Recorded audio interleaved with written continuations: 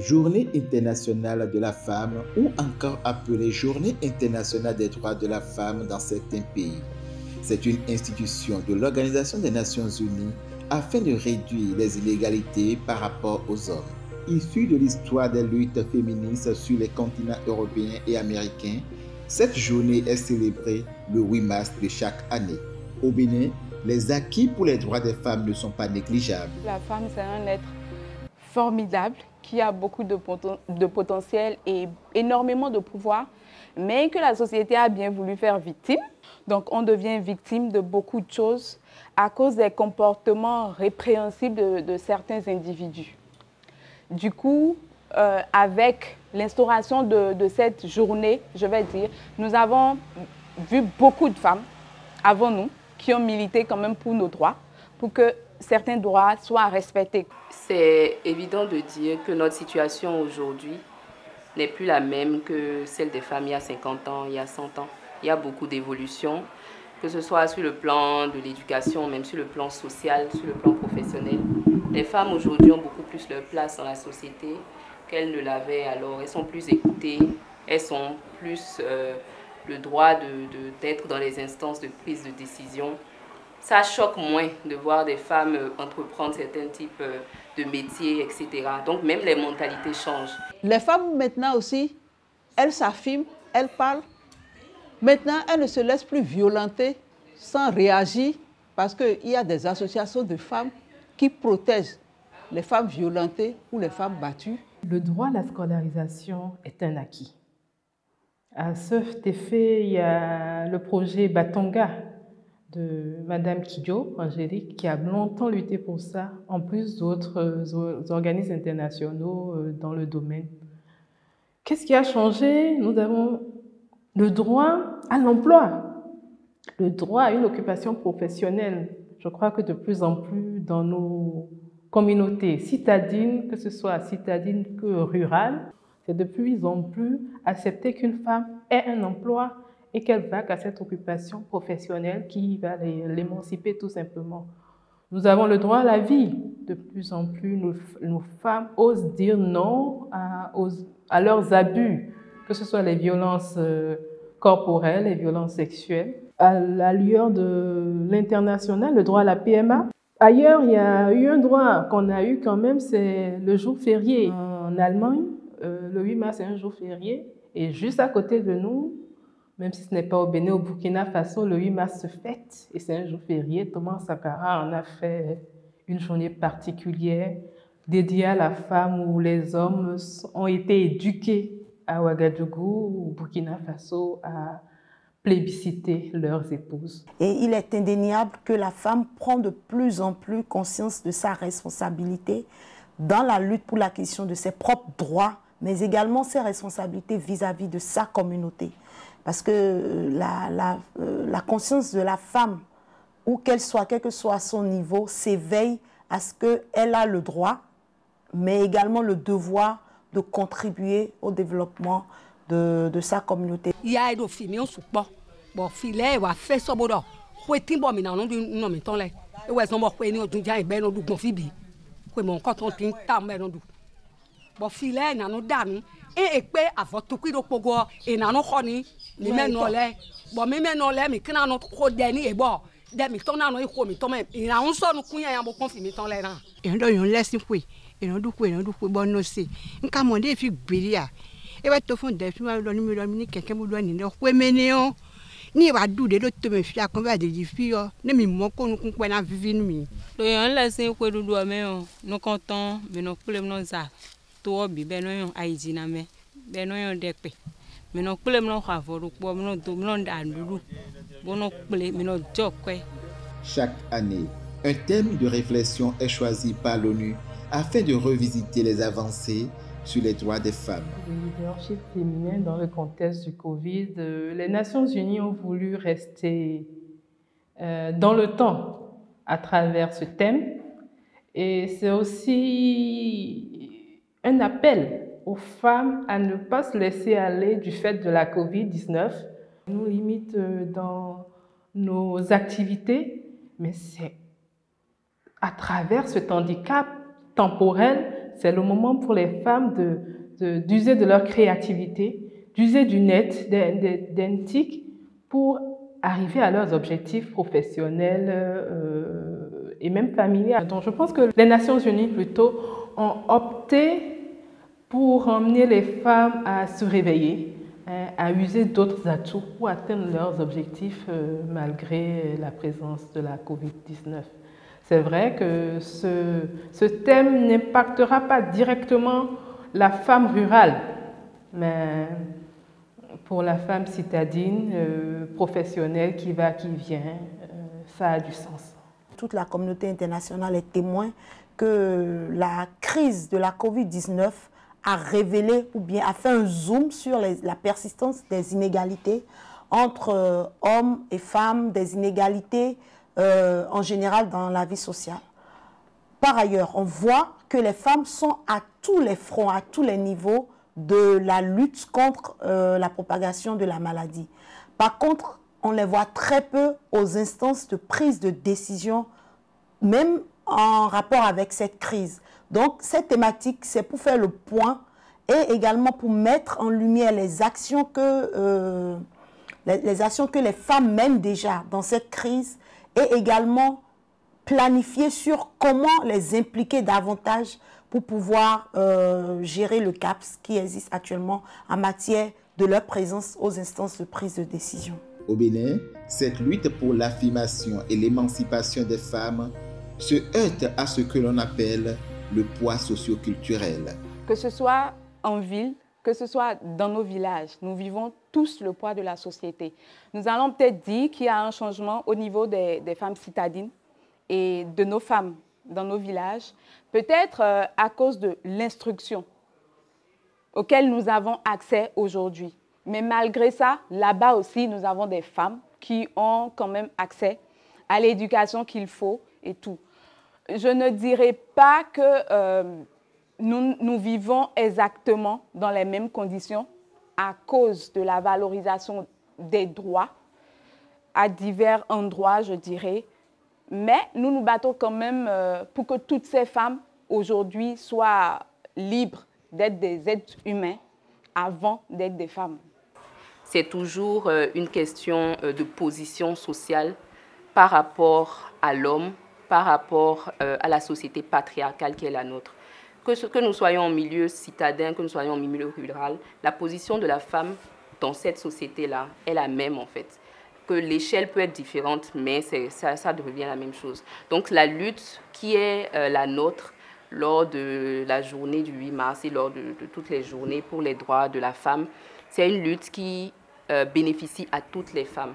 Et nous sommes conscientes que dans nos sociétés, ces disparités sont graves et elles existent toujours. Donc tant que la balance n'est pas équilibrée, il faut en parler. Je voudrais dire que ce soit la femme rurale, que ce soit la femme qui vit en milieu urbain, elles vivent la même situation, mais juste dans des réalités différentes.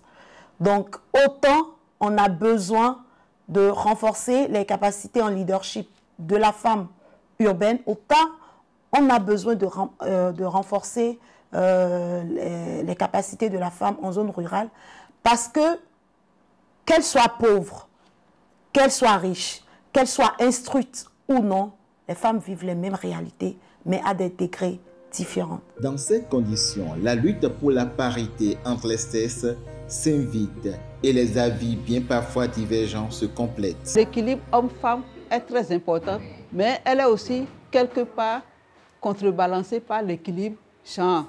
Partout où il y a déséquilibre. Et c'est dans ce sens, par exemple, que nous accompagnons les femmes, mais nous accompagnons au niveau de Heidi les femmes qui vivent avec un handicap. C'est encore un autre niveau de déséquilibre qui la rend encore plus fragile que toutes les femmes. La parité, c'est tout simplement reconnaître que dans un pays de plus de 10 millions d'habitants, chacun des individus a sa place, a son rôle à jouer, a son importance dans le développement. Il n'est pas juste, il n'est même pas logique qu'un certain groupe d'individus soit moins valorisé ait moins de droits qu'un autre, simplement à cause du sexe. Et donc, la parité vient non pas pour opposer les sexes, les deux sexes, non pas pour dire les femmes sont supérieures aux hommes ou les femmes veulent prendre la place des hommes, mais pour dire prenons-nous main dans la main et avançons ensemble pour notre développement. Je ne suis pas choquée de voir que nous ne sommes pas assez représentés parce que nous sommes dans un environnement social qui a ses handicaps socioculturels. Ce n'est pas dans notre culture au Bénin, à l'origine, que la femme prenne la parole devant son mari. Elle est faite pour gérer la maison et pour assister son homme. Donc, on a cet handicap social, socioculturel-là qu'il faut prendre le temps de réparer. Donc, on ne pourra pas se comparer avec les civilisations occidentales qui n'ont pas cet handicap en héritage.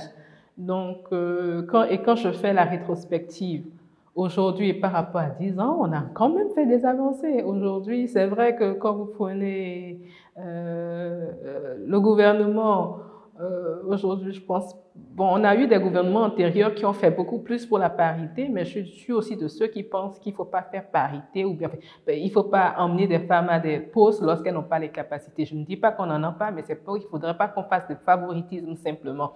Je pense à la parité hommes et femmes sur le plan professionnel. Mais sur le plan familial, culturel, je pense j'opte pour une complémentarité. Dans le foyer, c'est une complémentarité. Nous avons notre culture que nous ne pouvons pas rejeter.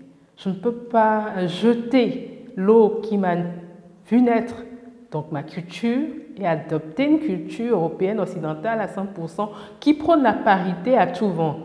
Chez moi, dans notre culture béninoise, on gagnerait à penser à une complémentarité. Ce ne sera jamais accepté au Bénin qu'une femme crie sur son homme devant le public, devant la famille. Ça, c'est mon héritage. On ne le change pas. Donc, au lieu de prôner l'égalité, pensons beaucoup plus à la complémentarité. On y gagnera tous. Je crois foncièrement à la parité entre les gens. Peut-être pas du point de vue perçu par la majorité des gens, mais je crois qu'on peut réellement arriver à un monde où tout individu, quel que soit son sexe, quelle que soit son origine, quel que soit son genre, a accès de façon égalitaire aux mêmes chances dans les mêmes conditions. Chaque 8 mars, elle invite à une réflexion sur les conditions des femmes. Mais le débat pourrait être plus général ou globalisant si on faisait une évaluation socio-professionnelle, car les priorités varient. C'est aussi le moment, hein, l'opportunité, le 8 mars, de mettre en exergue les femmes selon les classes socio-professionnelles, les classes culturelles, de les mettre en exergue. Les femmes qui ont fait des prouesses, c'est le moment de les mettre en exergue, afin que toutes les petites filles dans le Bénin profond, qu'elles soient Bariba ou qu'elles parlent Mina ou Yoruba comme chez moi, s'y retrouvent. Donc, on a besoin de beaucoup de figures de femmes béninoises qui ont réussi à faire des challenges. Pour une société plus égalitaire, un travail de fond doit se faire par tout le monde sans distinction.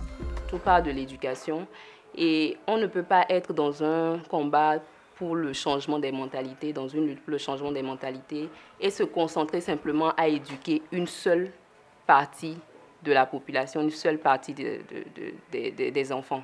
Donc on ne peut pas dire qu'on va se concentrer seulement sur l'éducation des filles, leur permettre de plus s'affirmer, etc., et laisser les hommes de côté. On va se retrouver plus tard, dans 10 ans, 20 ans, avec des femmes qui sont très sûres d'elles, des femmes qui connaissent leur position, des femmes qui veulent conquérir le monde, et des hommes qui ne sont pas très adaptés, qui ne savent plus trop où est leur place, qui ne savent pas comment réagir par rapport à ça. Donc l'éducation sur la parité, sur le respect des droits de la femme, sur l'égalité, doit se faire au plus bas, à partir des premiers moments où l'enfant se rend compte que moi je suis un homme, elle c'est une fille. Les tâches doivent être réparties de manière égale. Ce n'est pas parce que je suis une femme que je dois seulement cuisiner. Ce n'est pas parce que tu es un garçon que tu dois juste jouer et regarder la télé. La fille, depuis qu'elle est toute petite, elle est éduquée à devenir la femme de quelqu'un. Elle est éduquée à savoir préparer, à savoir s'occuper de la maison, à savoir s'occuper des autres. C'est ça qu'on l'éduque à faire. Mais là, le petit garçon, on ne l'éduque pas à devenir le mari d'une femme. On ne l'éduque pas à devenir le papa d'un enfant. On lui laisse un peu comme il veut et tout. Et à la fin, quand vous avez ces deux personnes qui grandissent, il y a un décalage. Parce qu'elles sont là pour la même mission, mais l'une est très préparée, l'autre pas du tout. Donc ça fait que l'autre a beaucoup d'exigences sur l'autre, ça finit par fatiguer, etc. etc. Donc, c'est les parents même qui doivent comprendre que oui, c'est important que les deux soient éduqués à ce principe d'égalité-là depuis qu'ils sont tout petits et de justice sociale tout simplement. Il suffit juste de dire au garçon, va à la cuisine, prépare la sauce pendant que ta sœur prépare la pâte. Donc c'est aussi simple que ça. Ça passe par l'éducation. Il faudrait à un moment donné éduquer nos enfants garçons à une masculinité positive. Éduquons nos enfants de la même manière, que ce soit filles comme garçons, éduquons-les de la même manière. Très tôt, moins de 10 ans, ma maman m'a dit, tu es une femme, tu es l'aînée, mais tu vaux autant qu'un homme. Je ne prendrai personne à la maison pour nous aider. Tu changeras les ampoules, tu changeras la bouteille de gaz, tu feras tout ce qui est travail difficile, tu nettoieras la voiture de ton papa, tu lui repasseras ses habits quand il sera occupé. Donc, c'est pour dire que oui, on a besoin d'un changement de mentalité. Chez moi, à la maison, la fille et le garçon sont traités au même pied d'égalité. Aujourd'hui, il fait la sauce, demain, c'est elle qui fait la pâte et vice-versa. Une famille doit s'assumer totalement et se baser sur elle-même au lieu de compter sur une tierce personne qu'elle rend esclave. On ne pourra pas continuer comme ça pour le développement de nos sociétés africaines.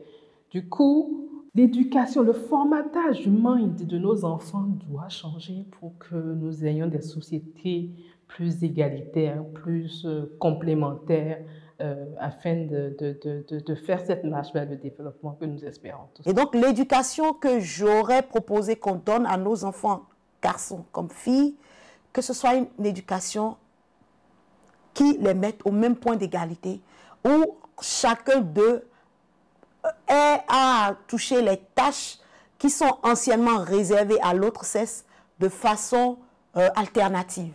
Donc ça leur permet de savoir que autant filles que garçons, nous avons le droit de faire les mêmes choses, nous avons les mêmes droits, mais nous avons également les mêmes devoirs, que ce soit dans notre cellule familiale ou que ce soit dans une société plus grande. Et si le travail est déjà fait au niveau de la cellule familiale, je pense que le résultat n'en sera que plus probant. Dans le civisme, qu'on apprenne aux petits garçons que la petite fille vaut autant que lui et qu'on démontre aussi à la petite fille dans sa leçon de civisme que le garçon n'a rien de plus qu'elle et qu'elle doit rêver autant que lui à être pilote ou à être médecin ou à être, je ne sais pas, chimiste. Donc, il faut d'abord qu'on corrige cet handicap culturel à travers nos programmes d'éducation à l'école.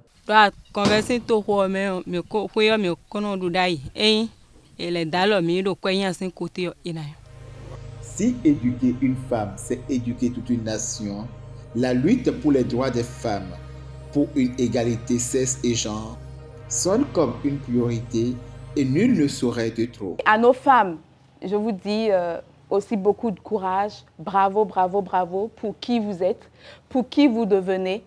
Et sachez, n'oubliez pas que nous sommes des guerrières, nous sommes des Amazones. C'est important qu'elles soient soutenues, mais elles ne doivent pas oublier que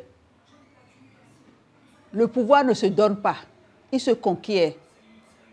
Elles ne vont pas rester les bras croisés et attendre que tout leur tombe dessus. Elles ont des efforts personnels à mener, elles ont des combats à mener. Il y a des structures qui sont prêtes à les accompagner dans ces combats-là. Et pour tous les hommes qui me regardent et qui sont des pères, qui sont des frères, qui sont des époux, qui ont de l'amour pour leurs sœurs, leur mère, leur femme et leurs filles, c'est important que vous puissiez vous battre à nos côtés pour que cette fille, cette sœur, cette mère puisse avoir les mêmes chances dans la vie. Donnons-nous la main en fait pour ce combat.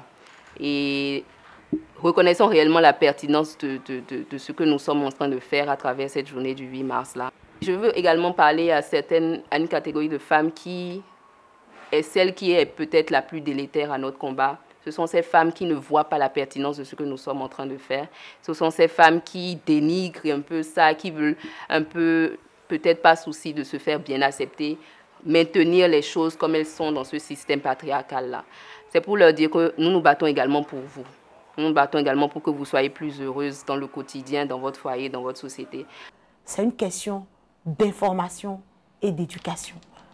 Lorsque la femme s'éveille pleinement et qu'elle est pleinement consciente des enjeux, on n'a pas besoin de venir, ou bien la sensibiliser plutôt, pour être solidaire, parce que ça devient sa cause. Donc le travail que celles qui sont conscientes, ou bien celles qui sont éveillées à la chose, ont à faire, c'est de faire un travail de sensibilisation et d'éducation pour amener les autres au même niveau, pour que le travail puisse être fait. Si nous voulons avancer, si nous voulons être moins marginalisés, si nous voulons atteindre des étapes, nous avons le droit de nous soutenir. Il faut un élan de solidarité lorsque une femme ose, dans un domaine quel qu'il soit, en politique, en culturel, dans le social, dans le marketing, l'élan féminin doit accompagner. Sans connaître, sans avoir des intérêts. Et ça, on ne le voit pas au Bénin. C'est désolant. J'appelle mes consoeurs, voilà, à cet élan-là pour que nous accompagnions toutes les femmes qui osent. Au-delà de ça, je ferai un clin d'œil à nos hommes, pères, frères, amis, époux. On peut arriver à rien sans l'accompagnement de son époux. Moi, je n'ai pas pu faire grand-chose lors de mes examens, lors de mes challenges. Si mon père, mon époux n'était pas là, s'il n'y avait pas des hommes pour me soutenir. Donc, nous avons besoin d'eux. Et ensemble, à deux, et de façon égalitaire, nous allons faire un monde plus beau, un monde où les droits humains seront respectés pour le Bénin et pour l'humanité.